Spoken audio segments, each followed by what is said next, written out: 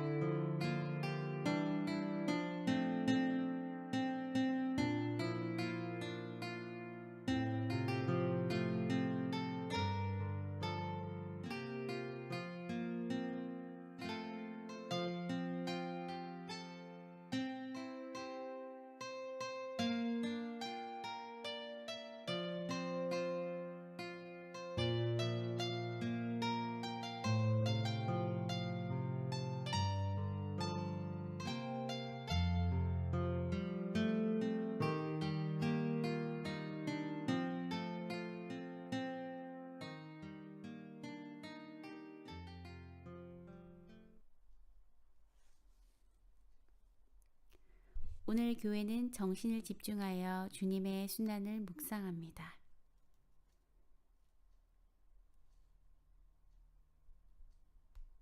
예수님께서는 십자가에 못 박히실 때 아버지 저들을 용서해 주십시오.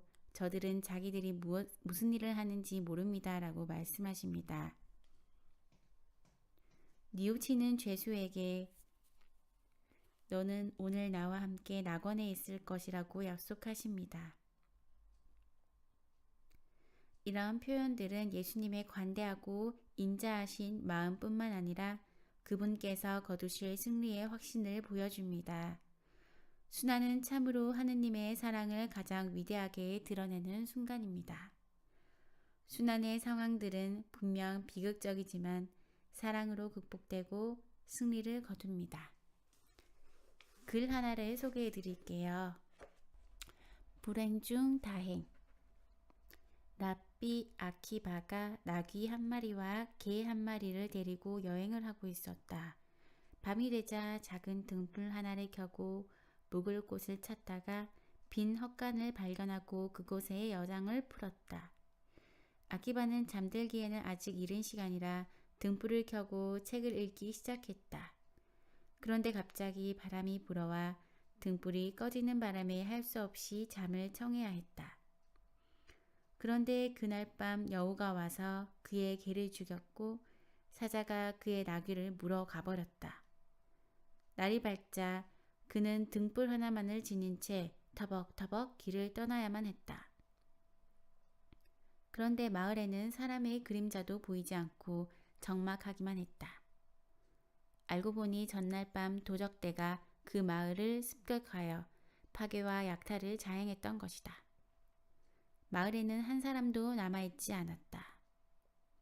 만일 전날 밤에 등불이 바람에 꺼지지 않았다면 랍비도 도적대에게 발견되어 죽음을 면치 못했을 것이다. 그리고 만일 여우가 개를 죽이지 않았더라면 개가 짖어 도적대를 불러들였을 것이다. 마찬가지로 사자가 나귀를 물고 가지 않았다면 나귀가 소란을 피워 역시 같은 결과를 초래했을 것이다. 결국 그가 살아남게 된 것은 불행한 일처럼 보인 그 세 가지 일들 때문이었다. 그는 다음과 같은 진리를 깨달았다. 사람이란 최악의 상황에서도 희망을 가질 필요가 있다. 불행처럼 보이는 일이 행운을 불러오는 경우가 얼마든지 있다. 우리 삶 속에서도 예수님의 순환처럼 십자가를 지게 되거나 불행에 빠지게 되는 경우가 있습니다. 그러한 경우에 우리는 신앙인의 자세로서 더 큰 선물이 기다리고 있을 것이다. 또는 부활이 나를 기다리고 있을 것이라는 생각으로 그러한 불행이나 순환이나 십자가를 기쁜 마음으로 지고 가야 할 것 같습니다.